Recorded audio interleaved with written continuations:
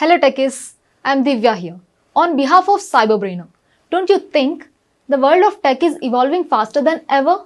Now is the perfect time to dive in and build the skills that will take you places. With CyberBrainer, we are putting you in the driver's seat of your own future. We at CyberBrainer don't just teach your interest. We believe that knowledge is power, but it's applied knowledge that truly sets you apart. Whether you're diving into data science, mastering artificial intelligence, or exploring the world of cybersecurity, our courses are designed to give you the skills that matter. So let's jump into the session and make the future yours today. Thank you. Today we will continue our discussion and we will understand about the data extensions. We have already understood the data extensions in Email Studio from the data extension from there or from the Email Studio. We will understand couple of differences when we access the data extension from the Content Builder versus from Email Studio. I think couple of things. We already know that if there are more than 200 reports that we want to access from the data extension that we cannot view from the Email Studio, and we have to come to the Contact Builder if you want to access a large number of reports at more than 200 reports. Let's go to our folder and then let's see couple of more differences.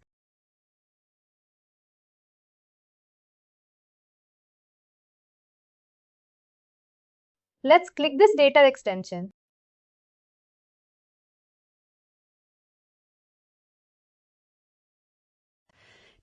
All these options are almost same as we used for sending you for testing, and all the fields over here. We can add any other field or attribute that we want to add and things like that. Data extension policy. Once the data extension is created, you cannot add a data extension policy in Email Studio, but you can do that via Content Builder. Here we get this option to make the changes in the data extension policy via Content Builder.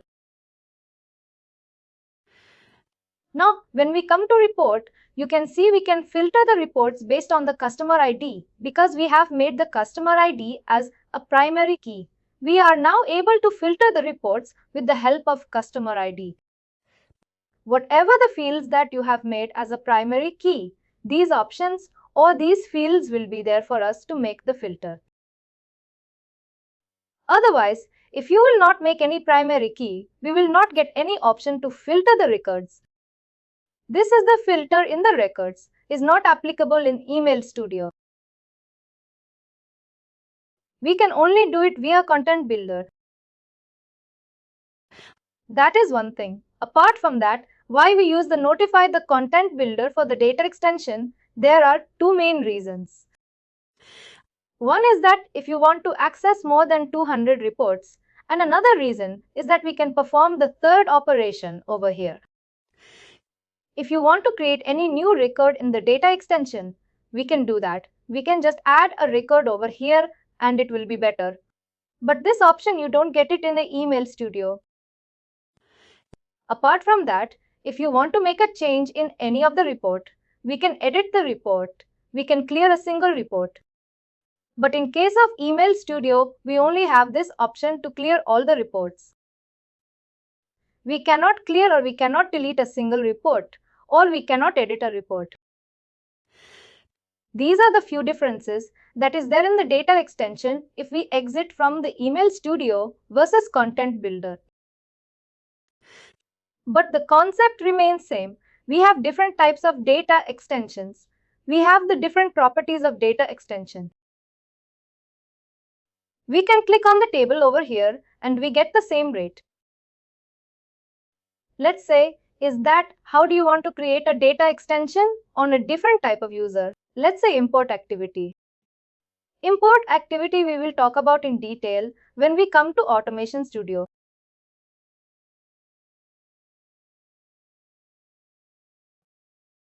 Then I will show you the entire import information.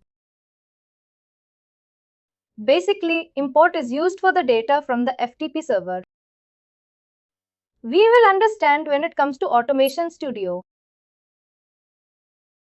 Now let's talk about the context configuration, and here we will talk about the context deletion. Before understanding the context deletion, let's understand few basic questions that why do we want to delete a context kernel? We have all the data stored on our marketing cloud. Now, what would be the scenarios where we might want to delete the context? Let's say we have all these contacts and now they have opted out, or maybe we are not sending them the emails of any kind of communication and they are just taking up this space, and whatever the contact that we have in our account, they are, believe it, I mean they are chargeable. Marketing charges the company based on number of accounts that they are storing in the account. Let's say the addition that we purchase, we get this like 45k contacts that we can restore maximum. But if we exceed that limit, then what will happen? For each and every contact we have to pay additional. If we have additional contacts and we are not using them anymore, what do we want to do? We will just delete them. Second scenario, what could happen is that if there is a customer and the customers say that I don't want you to store any of my information in the system, and as the G2P are in a loss, we have to comply with the regulations. We have to delete every information that we have stored in our marketing account for that particular customer. There could be two scenarios. One is that if you want to delete it from our own, publish, and the contact will be replaced because of we don't want this contacts anymore. Or this request might come from the customer side and we want to delete the contact. But it could be any scenario, it could be any reason, but we have to delete the contact, right? Now let's understand that how to delete a contact. A manuality, a contact is not a very lengthy process, but in the backend it is processed in many different stages. We will understand that when we delete a contact, what happens in the backend and what are the different stages the contact goes through before the permanent deletion. We will go to the all contacts. Before that, let me go to contacts analytics. This is a tab, Contact Analytics, where we can see how many requests that we have made for the contact deletion. It says contact, delete request in a week or in a day or in a month. How many requests that we have made? Right now it is not showing anything because we have not made any request. What we will do now, we will go to email and we will delete a contact.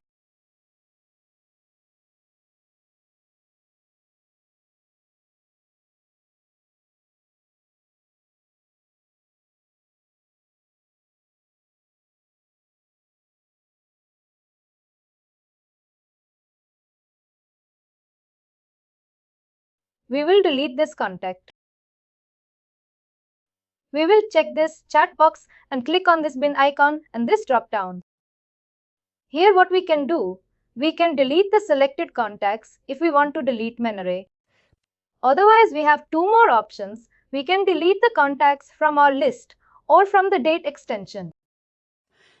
Here we have to select the list, and in the another option, we have to select the date extension, and then we can delete all the contacts or all the reports from that particular list or the date extension.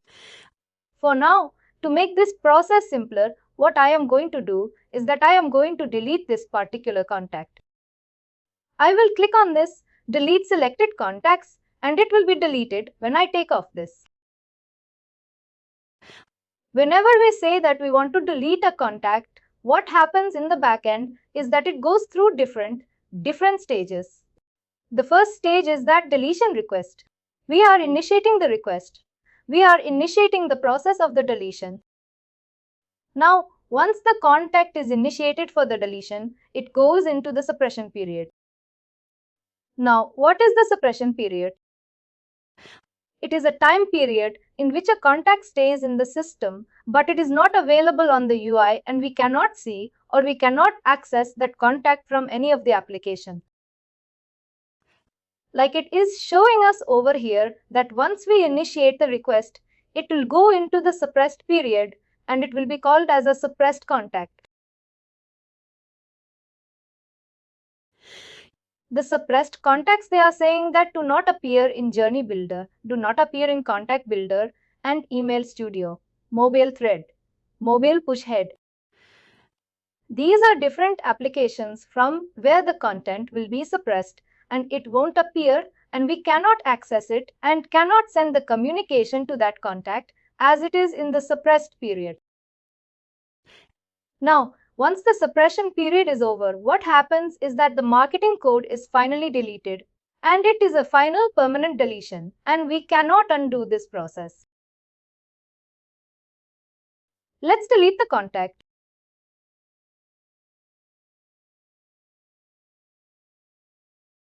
Now what I will do, and again search for this contact.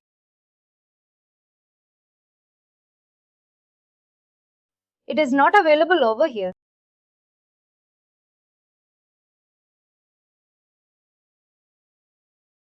One more thing. If you want to delete the contact, we have to enable this feature called Contact Delete. If you will like, this feature is turned on right now. And if you will turn off this feature, what will happen is you will not get that bin option. We will not get that option to delete the contact. And here you can see this small link is called minus settings. When we click on this, what we can do, we can see this is the range. This is for the setting of the suppression period. It can range from 0 to 30 days. If we set it to 0, what will happen right now? It is set to 0 only. It means that it will be deleted instantly. And it will not go into suppression period and it will go just to the final deletion.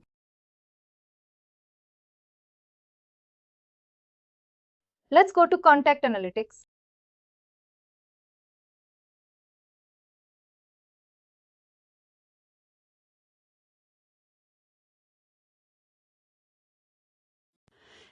Let's wait for a few minutes and then we will be able to see whether we have got the request over here or not.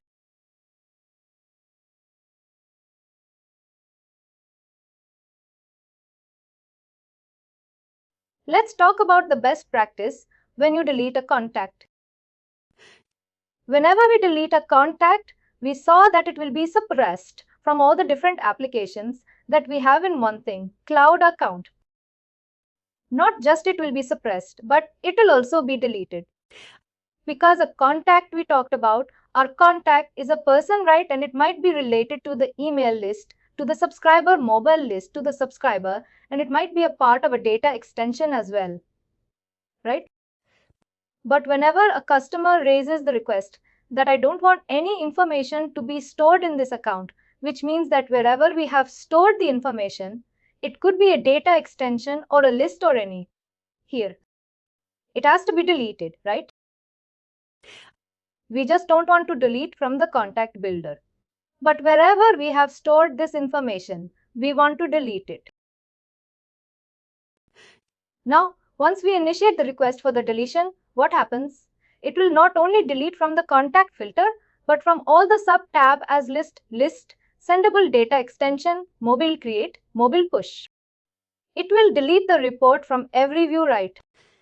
Now, how do you mark them to identify that the update is the same report and I need to delete it because of the contact key? All subscribers list, subscriber key value will be same as the contact key, right?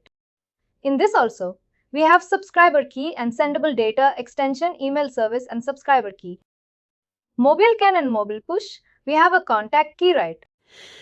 With the help of the contact key, it will go to that particular table like all subscribers list or sendable data extension.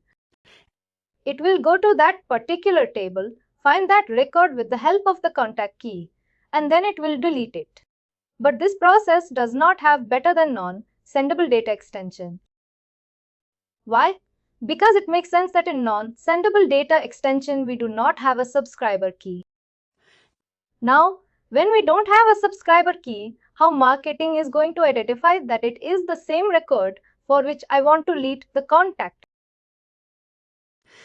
For non-sendable data extension, we have to do it manually, that we have to go to the data extension and find the record, that is it the same record or not, and then we have to delete it. But from all these places, it will be deleted by the system. Now, once we delete the contact, it is a final process and it cannot we cannot undo this process. We cannot restore the deleted contacts. Once it is deleted, it is deleted.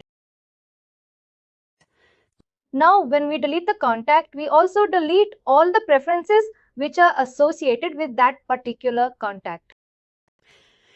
Let's say he also receives the text-based emails and not the HTML-based emails. He has opted in for these particular categories in publication-based. Whatever the preferences that we have stored for the particular contact, that will also be deleted. And now, if the same quantity, if you reduce the same content, then we have to consider that quantity as fresh from data, and then we have to take all the content from that customer. Actually, we cannot say that you already have your permission. We already have the permission from this content or your preferences, and we will send the emails accordingly.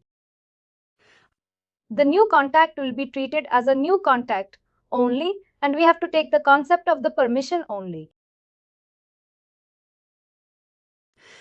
This is what we just saw, that if you want to delete a contact, we have to enable this future contact delete, which is available in the contacts configuration. Otherwise, we won't be able to delete the contact. Whenever we delete a contact from a list or date extension, what is the best practice? That we export the list or date extension in a file. Otherwise, what will happen is there is an error in the process. We won't get to know that what all contacts or what all reports are deleted and what all are pending rate. Like if you have this file as a backup, then at least we know if there's anything wrong then we have a backup and we can just import the file and initiate the direct process.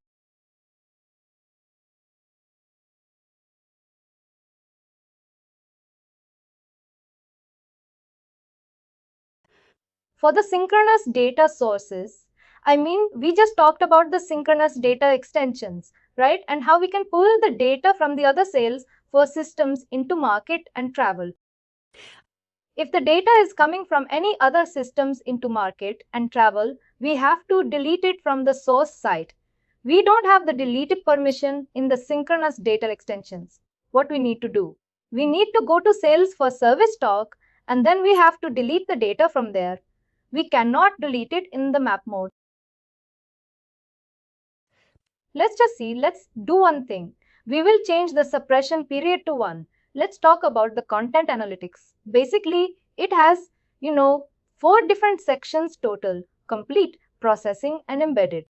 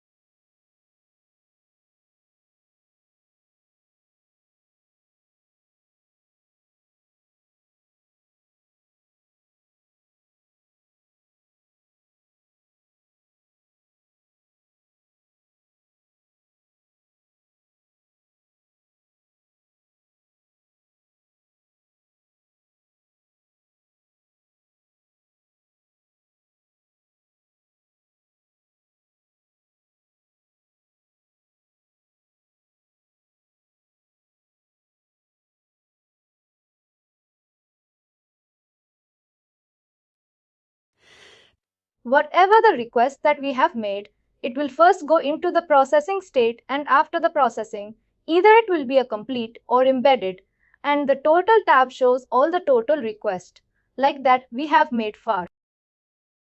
Please do like, share and subscribe to our channel.